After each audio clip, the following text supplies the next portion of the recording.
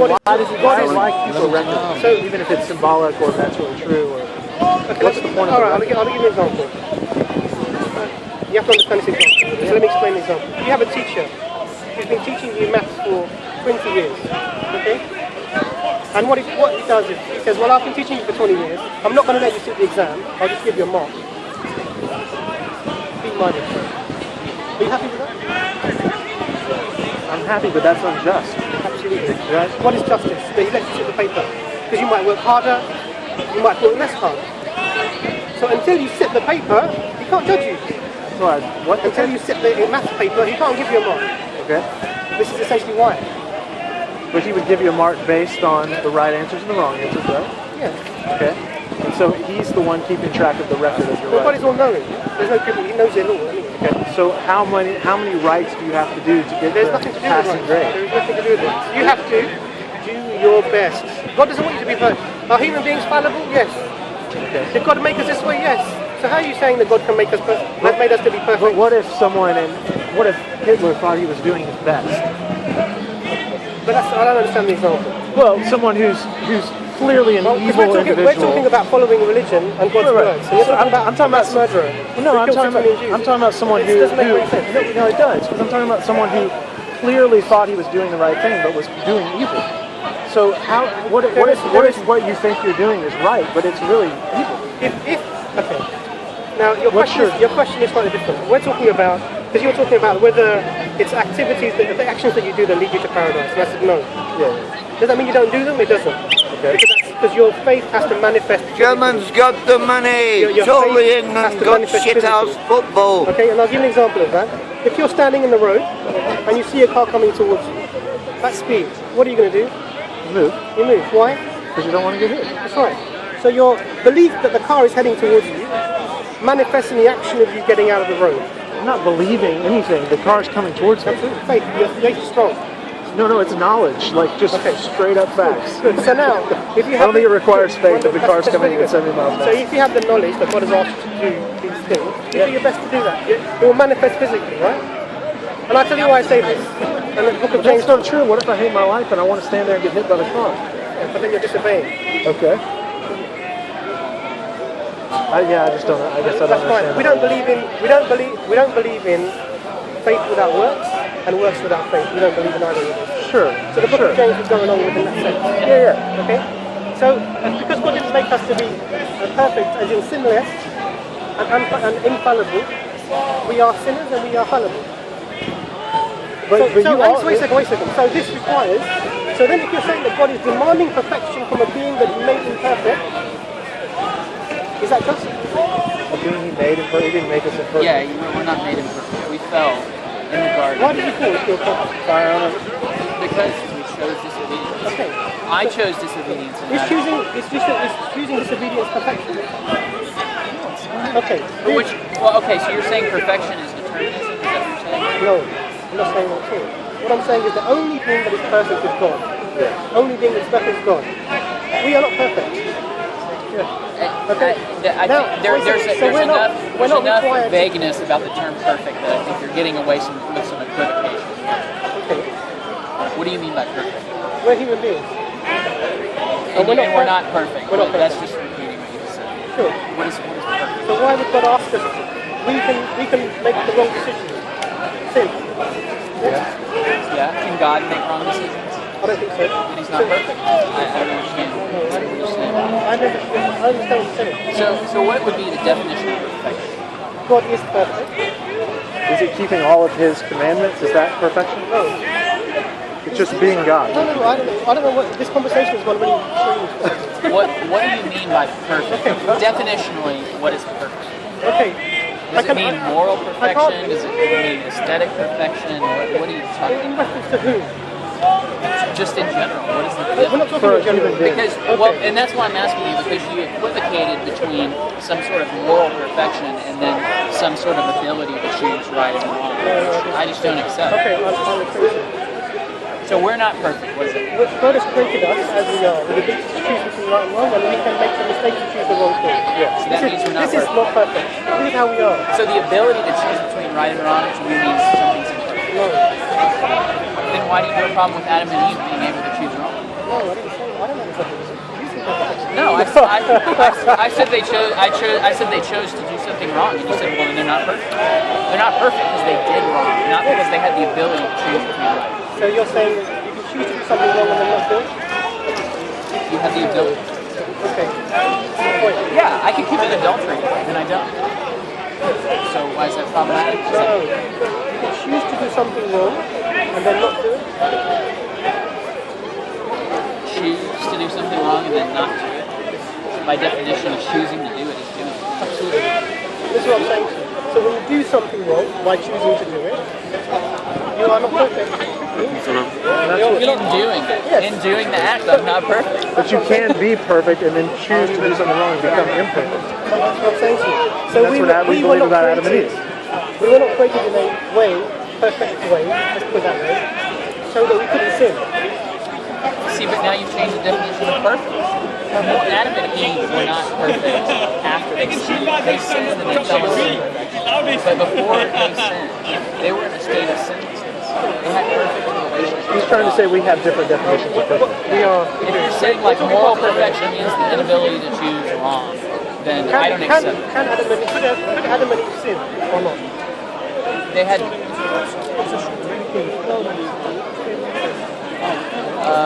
Definitely not mine. Is that okay?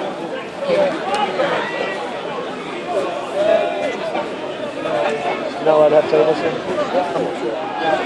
Sometimes yes, sometimes no. Depends on who it is and Tell me your names. Imran. Imran, I'm Jay. Okay. From Tennessee. Miles. You're from miles away. Tennessee. This is our first time at Speaker's Corner, so we're obliged that you would talk No, to we're us. happy because actually we have the similarities outweigh the differences. Actually. Yeah. But actually the differences are really important. Sure. And they really come down to how God deals with our sin.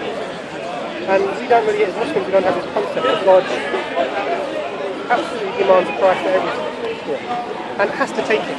Because if you say that God has to take the price, then essentially the outcome of that is that God cannot forgive sin. Because if something is forgiven, there's nothing to pay. And if something is poor, then it wasn't forgiven. So can I ask you one really pointed question? Because I've never had a Muslim tell me this. Because the Muslims in America tend to be a little more relative, and we all kind of believe in the same God kind of thing. So if we're not Muslim, are we going to hell? Okay, that's a really good question. That's a really good question. Now, I'm asking the best of my ability. Okay? So it's not a yes or no question. It's not a yes or no answer. Okay, because I'm expecting a yes or no answer. Okay, so we're blessed as Muslims to have a concept of God that's really merciful and loving. Okay?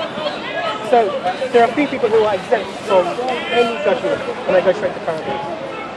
All children, before they come to the age of understanding, whether you're Christian, you're Hindu, you're Muslim, you're raised in Afghanistan, wherever you are, all children, before they get to the age of understanding, straight to paradise. Is that a general Muslim belief? General Muslim. Why? Because they can't even know and choose between right and wrong yet. How can you judge them? Mentally ill. Same reason. They are unable to use their faculties to make choices. Is this your personal No, perspective, this is not. You're giving us the So Muslim. these are hadiths. So the English dictator depending on certain people are exempt from certain things. So the person who's insane, the person who hasn't come to understanding, the person who's asleep. So if you do something in your sleep, you're not held accountable for it because you're not able to control it. It's interesting because you get people who enter states of mind where they act out physically in their sleep and actually cause an acquittal. Yeah. Even to the extent of murder, people have murdered their partners. Okay, so those people go to So glory. those people would not be judged because they're not in control, able to choose. And then after that, it comes down to the knowledge that you receive. Let's take a theoretical example. If you're someone who's never heard of Islam, never heard of Prophet Muhammad, people never heard of Jesus, people. Allah says in the Quran that we do not punish your people until we send them the message. So if you're given the message, then God can judge you. He sent someone to you. He told you. I've been given the message and I reject it. Well, you have to understand it first. So maybe that's not the case. So I don't. Yeah, so what is not the simple. message and what does one have to profess to be shown to understand? Sure. So the central message is this, which all the prophets gave from the beginning, from Adam down to the prophets. Worship God alone without partner. That's the essential message. Yeah. And God sent different people at different times to bring people back to that message. And you have to accept the person that comes to you. So that when Jesus came to the Jews, the Muslims say they should accept him. This is what we say in Catholicism. They should accept Jesus as the Messiah because that's who he was. Understand? And because they reject him, they're turning away from God because the man that comes to you is a manifestation of God's will on earth. So I'll give you an example of this. You say Jesus is the way, the truth, and the life. No one comes to the Father but by him. Life. You have no issue with that. That's what the Islamic concept. Because when Moses was leading these people out of Egypt, there was an army that were going to kill them behind him. And there was a sea in front of them that they couldn't do anything with. You're heading towards certain death. Certain death. There's no way out of this. So what happened? They believed in the blessings of the God sent them. So then, he was the way and the truth and the life. And the only way to God was to follow this man. And Joseph Smith is for the Mormons and so on and so forth as far as those who kill. You have to, as an individual... I'm not making light of that. Does that follow in? That's right. It's a totally valid point. As an individual, you have to assess what's given to you and say, actually, is this the word of God or not? Is this the message or not? And then you have to essentially go, and you know what? It's up to you. Because what do you all accept as the word of God? The Injil and is it the wisdom books and maybe the... So we accept the revelation, we accept the books that were given to the messengers throughout. And a few of them are mentioned. So some Abraham. So there's a... David, the Psalms. There's some that are not mentioned in the Bible. There's some also different here that are not mentioned. But we believe in those. We believe in the Torah, the first 5 books of Moses, the Bull, which is the Psalms, the Injil, which is the oral gospel that Jesus was preaching when he was out preaching. In its original. Yes, so the words that Jesus was preaching, we believe in those. Let me ask you, you're talking about the Torah, but you don't accept the Torah that would be in a Christian Bible as an accurate representation. Probably not. There may be statements within it, the same with the gospel, that are from, this is why Muslims, they sort of are ambiguous about it. Right? So we don't deny and we don't affirm. So things that when we use the Quran translation itself, we Muhaymin. And Muhaymin is like a quality control. It tells you where things have gone wrong and where things are still okay. And we use that as a criterion to determine which things are acceptable. So if there's any verse in the Bible, in the New Testament, where it seems to be equivocating about God having multiple persons or anything like this,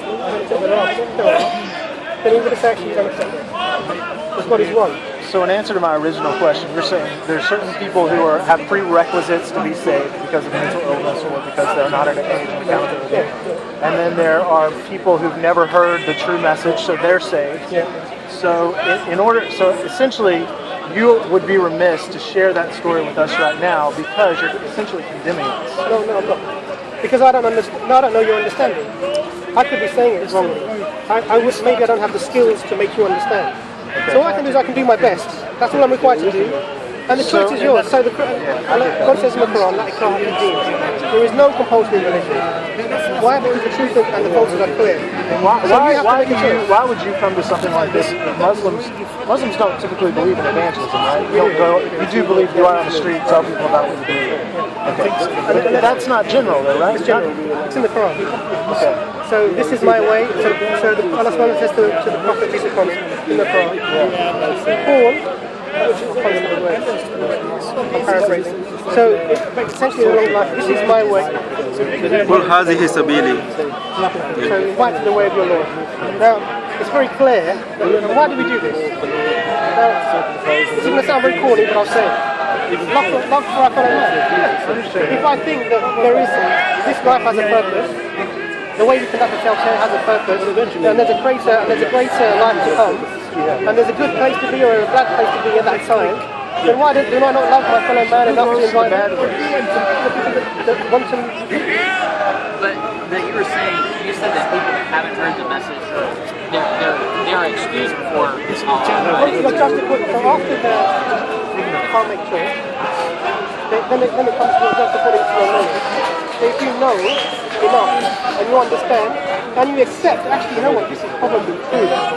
And then you reject, then you're condemning yourself. But if you It's not me never, that condemns you or anyone else. You condemn yourself. but if you had never heard the message of Islam at all, you would be excused morally because you heard the Well, there are message. certain caveats to that. Essentially, yes. So then why do you evangelize Islam? You're condemning people by telling them about Islam. Sure you are. If they've never heard about it before, and yet you share Islam and you make them morally correct. I wouldn't want to tell anyone about Christianity if they went to heaven just because they've never heard about it. I would not send a single missionary out in the world. Because they essentially would have salvation. I would be taking it from them. Absolutely. The problem is that for you, there's no other way except the cross. No. Right? To salvation. Right. Is that right? Across the Christ. So all of those children, of those families who've never seen or heard about Christianity, they would be condemned, right? Yeah, if they've never heard the gospel and They don't accept Jesus died for their sins on the cross. then they go to hell. Unjust. Why do you say it's unjust? What about the people who've never heard of We believe we're born in sin. We believe in original sin. That's the this? difference. That's unjust as well. I didn't do what Adam did. I know you do. My 2-year-old didn't do what Adam did. But you have sinned in this life. That's not what I'm saying to you. He cannot, my 2-year-old son cannot be held accountable for something that he didn't do. That's the quintessence of injustice. According to you, though, that's the thing. Do you think it's just? Oh, you do. You accept- Do you think you it's just to punish someone for something they haven't done? No, I don't think it's just to punish anyone innocent. But you're making the claim that people are innocent, not me. Innocent of what? Innocent of sin. Innocent of the stains. You're saying your 2-year-old son is Staying. innocent of sin. Yes, of course I am. You think that children I are? think my 19-month-old daughter has already sinned in this life. You do. How did she sin? By disobeying her parents, by being rebellious. 2-year-old child who doesn't know right My from wrong. 19-month-old child, she's younger than 2. Well, see, that's the thing. It's easy to be incredulous about it when you Imagine you're like me, it's correct already. I mean, you say a 19-year-old child By that the way, doesn't you know right or wrong. already Well, that's missed 1 exactly what million we're in trying to debt. talk. It's about whether they know right or wrong. Why? Oh, your father, The because your idea father. that a Would you child sit back? Would you like that? condemned You like that, would you? for disobedience to That's her exactly the parents. original They sin. have no idea. This is. I mean, when you talk about love and mercy and Oh, my daughter knows. this is it's bizarre. On one hand, But I hear. bizarre I explain to you. according to what terms? I'll tell you what. On one hand, we're talking about a loving God. How does Jesus speak about children? He says, let little children come to me. He loves children. Because such saying he doesn't love my daughter. Now, what does he say? For they are like what? Oh, I don't know. For they are like unto the kingdom of heaven. Okay. You find sinners in heaven?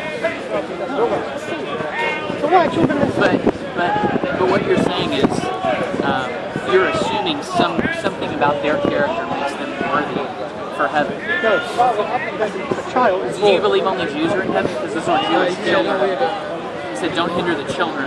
He didn't say it's their childrenness that makes them morally perfect. But they were Jewish. Do you believe only Jews are in heaven? I mean, you're just taking one characteristic about them and saying that is what secures them a place in The heaven. problem is this.